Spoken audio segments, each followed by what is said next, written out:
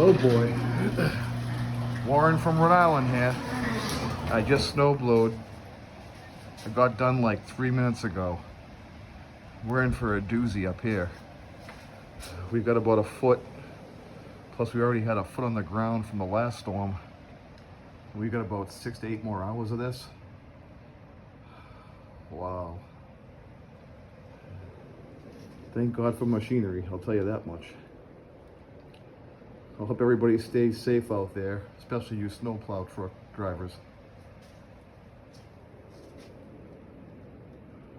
Well, Warren from Rhode Island. Everybody stay safe. God bless.